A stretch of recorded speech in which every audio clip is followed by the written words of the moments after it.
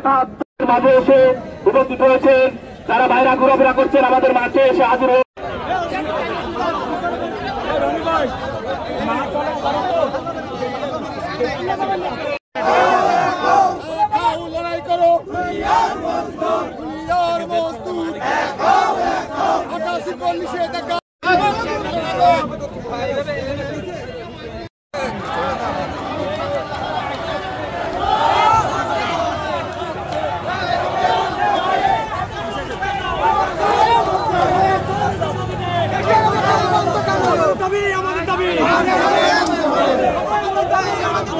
अरे banner no banner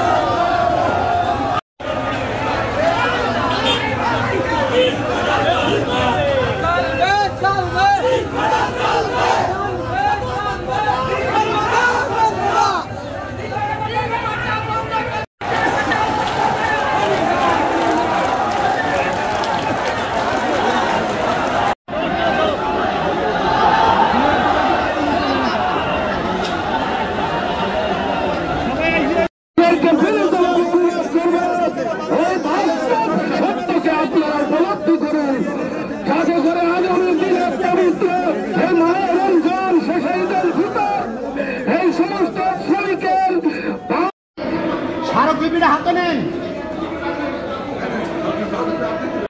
castle সেই ক্যাসেলের জন্য দাঁড়িয়ে থাকতেন।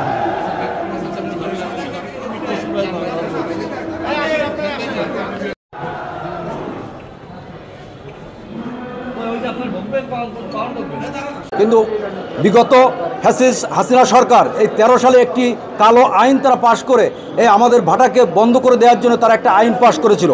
আমরা এটা তীব্র নিন্দা জানাচ্ছি। এই আইনটাকে উঠানোর জন্য আমরা সরকারের কাছে জোর দাবি জানাচ্ছি। একটা হাইকোর্টেতে হঠাৎ করে একটা রুল জারি করে আমাদের ইট ভাটা বন্ধ করে দেওয়ার জন্য বলছে যে আমরা নাকি পরিবেশ দূষণ করছি। আপনারা সকলেই জানেন আমাদের দেশে একসময় টিনের চিমনি ছিল, তার পরবর্তীতে ফিক্সড চিমনি ছিল। এটা আমি আপনাদের একটু সাংবাদিক ভাইদের দৃষ্টি আকর্ষণ করে আপনাদের একটু জানাই। এটা পরিবেশ ও বন মন্ত্রণালয়ের দৃষ্টি আকর্ষণ করে আমি আজ দুই একটি কথা বলতে চাই।